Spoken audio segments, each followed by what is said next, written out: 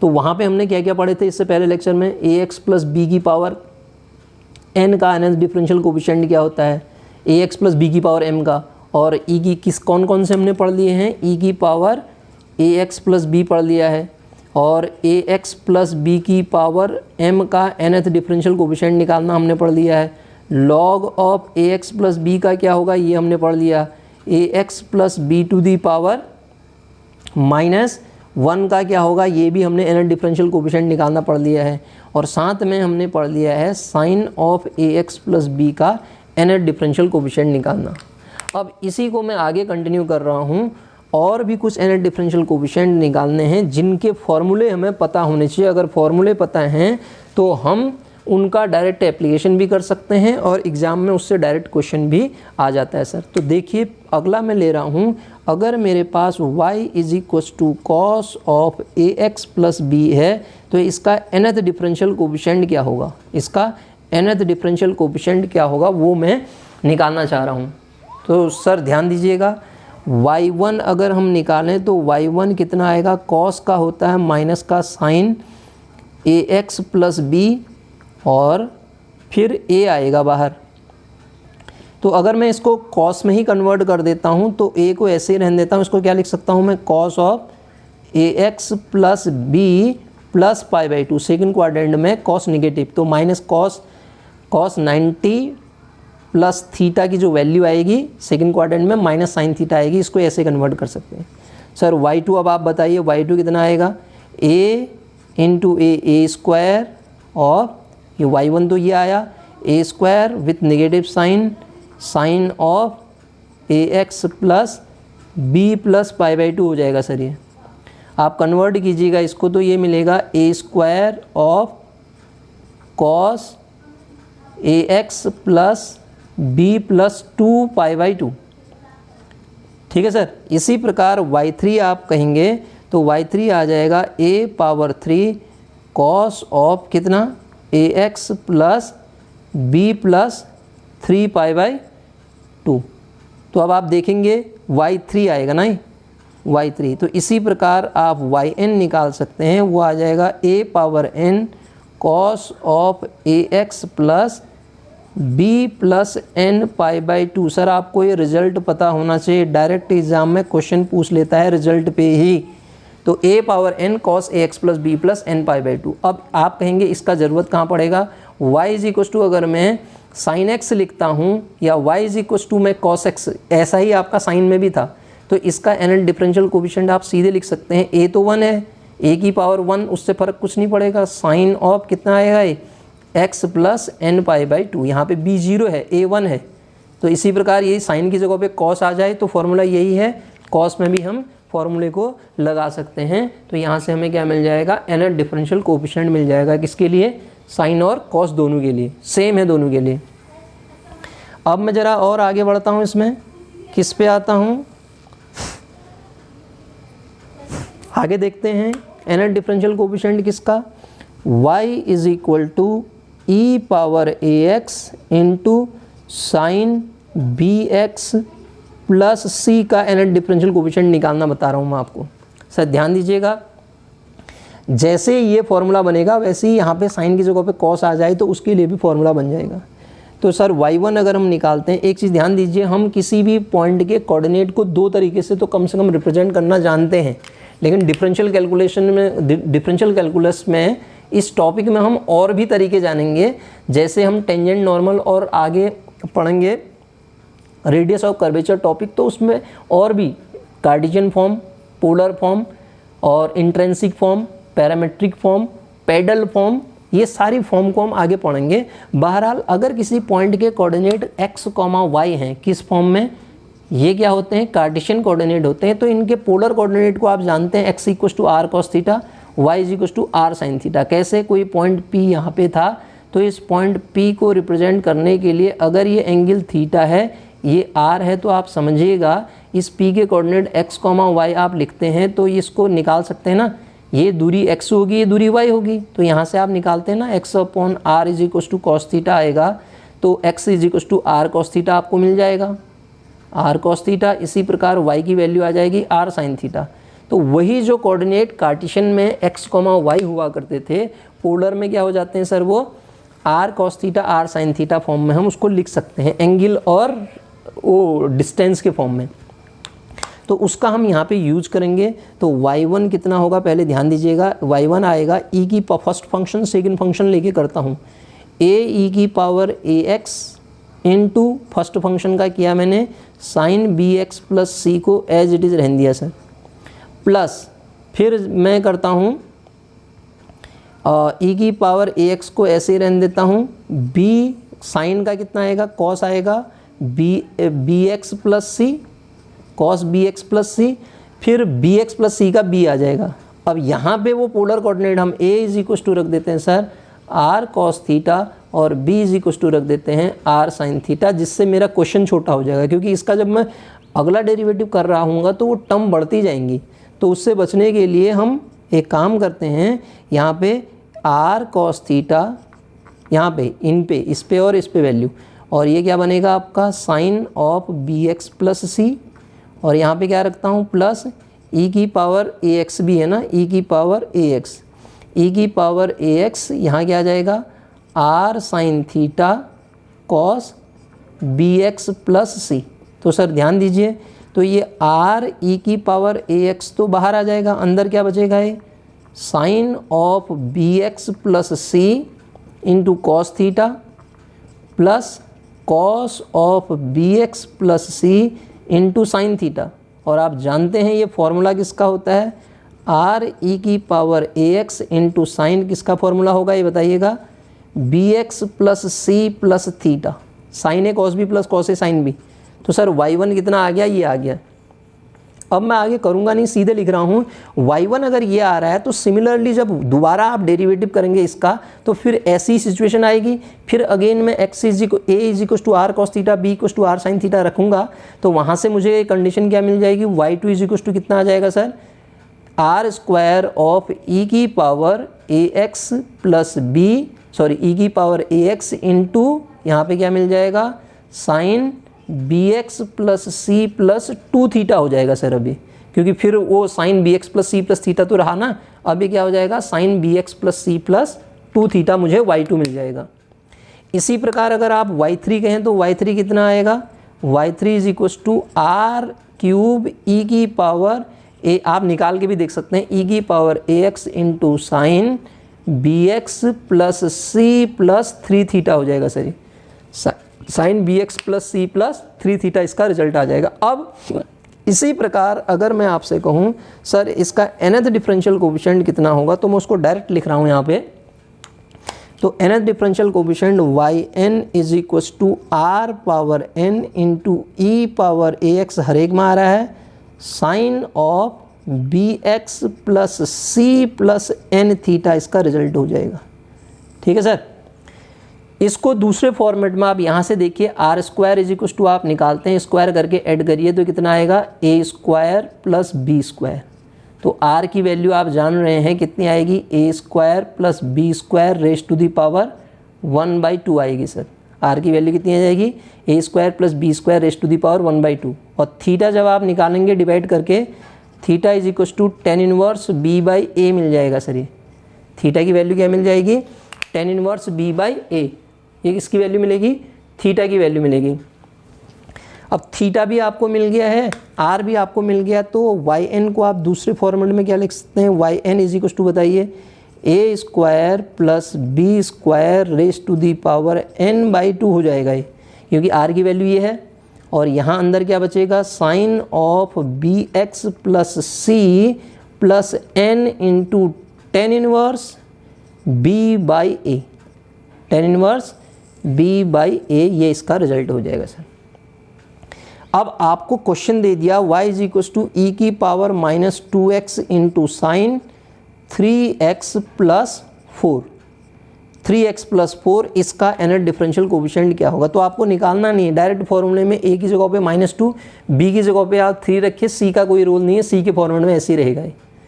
तो आप रखिए और आपको रिजल्ट मिल जाएगा। इस तरीके से हम इसका nth डिफरेंशियल कोफिशिएंट निकाल लेंगे। ठीक है सर, ये किसका एनएल डिफरेंशियल कोफिशिएंट निकाला हमने, साइन के टर्म में। अगर यही पार्ट मेरे पास आ जाए y इज इक्वल टू क्या बने, e power ax into cos of B X plus C, तो मैं सीधे Y N is equal to लिखूँगा, प्रोसेस वही होगी सेम तरीके से, e पावर ax इंटू इसका कितना आएगा r power n into E power ax into cos of कितना आएगा बताइए, B X plus C plus N theta. दूसरे फॉर्मेट में क्या लिखेंगे इसको, A square plus B square raise to the power n by 2 into E power ax into cos of बताइए B X plus C plus N tan inverse B by A. Same procedure है, उसी तरीके से इसका भी result हमें मिल जाएगा। ये क्या हो गया, एनएल डिफरेंशियल कोफिशिएंट मिल गया किसका, ई की power A X plus B E की power A X into cos B X plus C का। तो जितने भी फॉर्मूले थे मैंने सारे ड्राइव करा दिए हैं यहाँ पे आपको इस टॉपिक में। अब इसमें ज़रा सा आगे बढ़ना हूँ सक्सेसिव डिफरेंशिएशन में ही। हम जब किसी भी फंक्शन का, हम 11th-12th में पढ़ते थे, किसी भी फंक्शन का जब हम डिफरेंशिएशन करते हैं, दो टर्म हैं तो सेकंड थर्ड फोर्थ डिफरेंशिएशन कर सकते हैं। जब नंबर ऑफ टर्म ऐसे हों, कैसे प्रोडक्ट के फॉर्म में नंबर ऑफ टर्म हो, तो उनका डिफरेंशिएशन करना उतना आसान नहीं रहता है। तो उसके लिए लिबनिट्ज़ रूल को हम देखेंगे। लिबनिट्ज़ रूल क्या कहता है वो मैं आपको बताता हूँ। क्या बताना चाह रहा हूँ मैं आपको, लिबनिट्ज़ रूल क्या है। जब मेरे पास y is equal to U into V और दोनों के दोनों किसके फंक्शन हो, x के फंक्शन हो, इनके प्रोडक्ट का मुझे डेरिवेटिव निकालना हो, एनएल डिफरेंशियल कोफिशिएंट निकालना हो।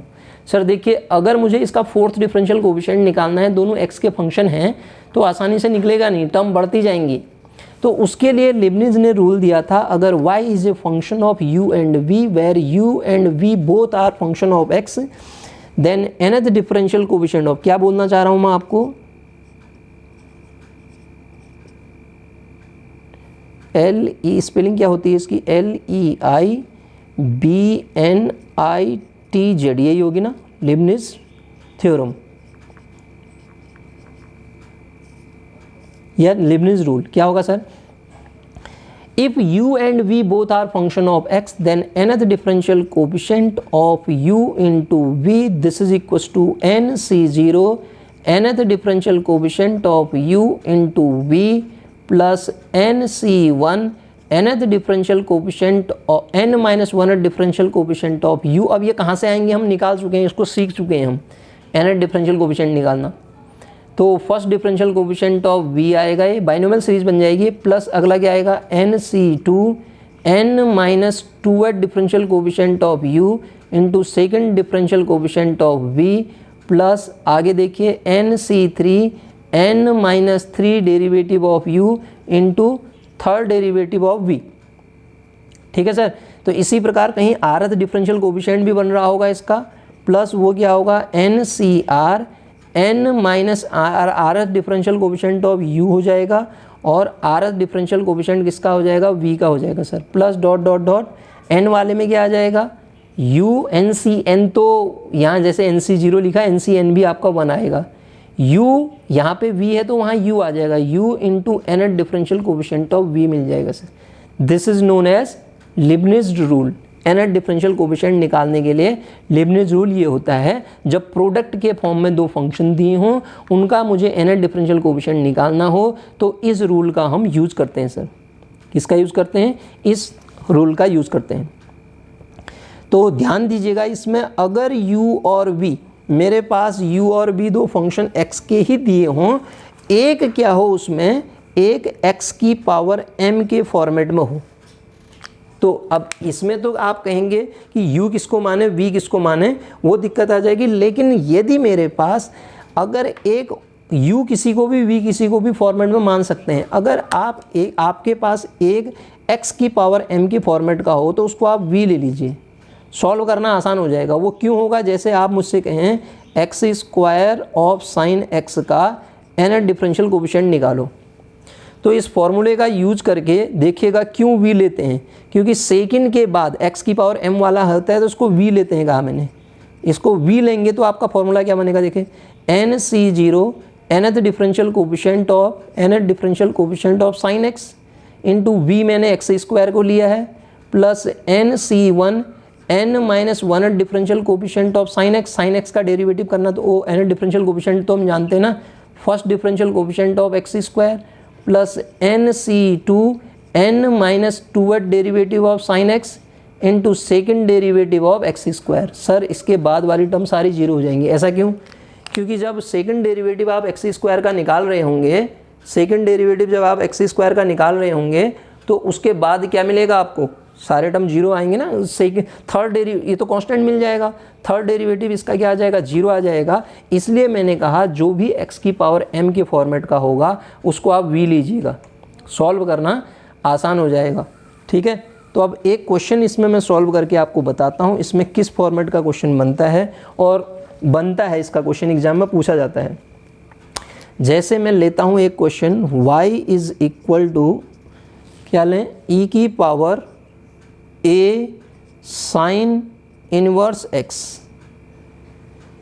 a साइन इनवर्स x, इसका nth डिफरेंशियल कोफिशिएंट निकालने की कोशिश करते हैं। सर ध्यान दीजिएगा क्वेश्चन में, फर्स्ट डिफरेंशियल पहली बार तो इसको डिफरेंशिएट करिए तो y1 इज इक्वल टू क्या आएगा, e की पावर ax का यही होता है, e की पावर कितना आएगा, a साइन इनवर्स x होगा, फिर sign inverse x, a sine inverse x का करूँगा तो a अपॉन कितना आएगा, √1 माइनस एक्स स्क्वायर आएगा। सर ध्यान दीजिएगा, अब मैं क्या करता हूँ क्रॉस मल्टीप्लाई कर देता हूँ इसको। जब मैं क्रॉस मल्टीप्लाई करूँगा तो 1 माइनस एक्स स्क्वायर, मुझे nth डिफरेंशियल कोफिशिएंट निकालना है sir, into y1 this is equal to right hand side में क्या आएगा a स्क्वायर और ये क्या बनेगा e power a sine inverse x इसका होल स्क्वायर, ऐसा लिख सकता हूँ।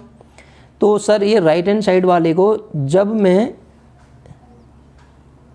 अच्छा अभी स्क्वायर अभी नहीं किया ना, ऐसे ही रहने दो इसको, स्क्वायर तो इसके बाद करेंगे, अभी तो मैं खाली इसको क्रॉस मल्टीप्लाई कर लेता हूँ पहले, फिर उसके बाद कर लेंगे e की power a sine inverse x ही रहने देते हैं। अब स्क्वायर कर दीजिए आप, जब आप स्क्वायर करिएगा तो आपको क्या मिलेगा, लेफ्ट हैंड साइड में 1 माइनस एक्स स्क्वायर और ये क्या मिलेगा y1 का स्क्वायर और राइट हैंड साइड में a square into E power a sine inverse x का होल स्क्वायर मिल जाएगा। और आप जानते हैं ये क्या चीज़ है, यहाँ दी है y, देखिए तो ये बन जाएगा 1 minus X square of y1 square this is equal to a square of y आ जाएगा, ये a square of y square आएगा, a square of y square.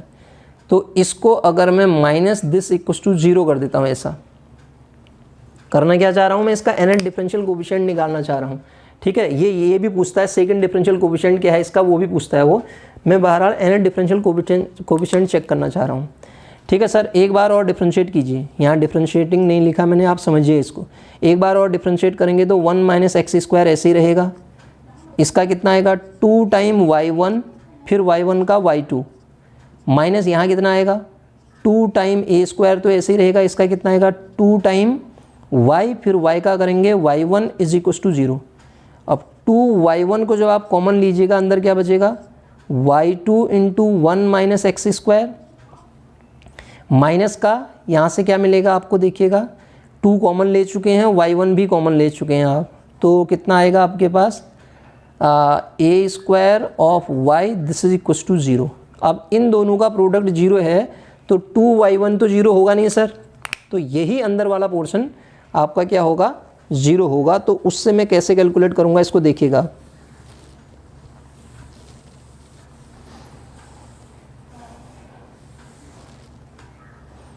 तो इसका मतलब मुझे क्या मिला y2 into 1 minus X square minus a square of y is equal to 0, a square of y is equal to 0। Sir यहाँ तक की कहानी होगी ख़त्म, यहाँ तक हमने पढ़ लिया। अब क्या कीजिए, इसका n टाइम डिफरेंशिएशन कर दीजिए आप।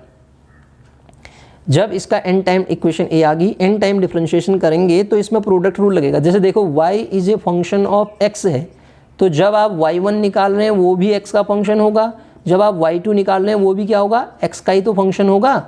तो यहाँ देखिए ये प्रोडक्ट में दिया है, जब प्रोडक्ट में दिया हो तो अभी हमने पढ़ा था दो फंक्शन प्रोडक्ट के फॉर्म में दिए हों तो वहाँ पे हम लेबनिज़ रूल का यूज़ करते हैं। तो यहाँ पे और जहाँ पे एक टर्म क्या हो आपकी x की पावर m वाली हो तो उसको आप v ले लेते हैं।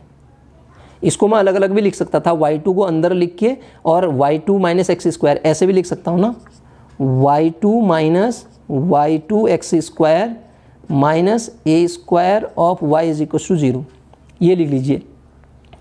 लास्ट में फिर हमें कंपेयर कराना ही है, इसलिए मैं ऐसा नहीं लिखना चाह रहा हूँ, इसी को सीधे सॉल्व करना चाह रहा हूँ। तो इसको सीधे सॉल्व करूँगा तो डिफरेंशिएटिंग एन टाइम, इसको क्या कर देता हूँ, डिफरेंशिएटिंग एन टाइम इक्वेशन ए यूजिंग लिबनिज रूल, क्या होगा, nth differential coefficient of NC0, ध्यान दीजिएगा, NC0 nth differential coefficient of y2 into v कितना है 1 minus X square plus NC1 n minus 1th differential coefficient of y2 into first differential coefficient of 1 minus X square. फिर देखिए ध्यान से, अगला क्या आएगा, plus NC2 n minus 2th differential coefficient of y2 into second differential coefficient of 1 minus X square. ध्यान दीजिए sir, इसके बाद ये 0 हो जाएगा ये वाला टर्म, क्योंकि 1 माइनस एक्स स्क्वायर का सेकेंड डेरिवेटिव कांस्टेंट आएगा, थर्ड 0 हो जाएगा, इसीलिए v लिया गया है। Minus a square into A y का nth डिफरेंशियल कोफिशिएंट कितना होगा sir, yn is equal to 0। nth differential coefficient of y is equal to yn तो हुआ। तो अब आप देखिए NC0 1 होता है तो ये कितना आएगा yn प्लस 2, इसकी वैल्यू ये सफिक्स में जुड़ जाएगा ना, n प्लस 2 इंटू ये ऐसे ही रहेगा 1 minus X square plus NC1 कितना होता है, n होता है इंटू y। ध्यान दीजिए, आपको मैं एक चीज़ बताता हूँ, जब भी आपको nth differential coefficient of y m है तो इसकी वैल्यू जो हो जाती है ना sir y m plus n हो जाती है, जो ऊपर वाला आ जाएगा नीचे सफिक्स में जुड़ जाएगा। वो कैसे होता है आपको पता है कि सेकंड थर्ड फोर्थ हम डिफरेंशियल कोफिशिएंट निकाल रहे हैं तो वही तो होगा। तो ये क्या हो जाएगा, अब आप देखिए n माइनस 1 को यहाँ जोड़ेंगे तो n प्लस 1 तो आएगा ही, एक घट जाएगा ना n प्लस 1 इंटू इसका फर्स्ट डेरिवेटिव जब आप निकाल रहे होंगे तो कितना आएगा, माइनस का 2x प्लस NC2 की वैल्यू कितनी होती है sir, n into n minus 1 upon 2 factorial. अब इसकी वैल्यू कितनी आ जाएगी, ये फिर जोड़ो नीचे yn हो जाएगा और इसका माइनस का 2 आ जाएगा सर, और माइनस का अगला क्या बचा, a square of yn is equal to 0।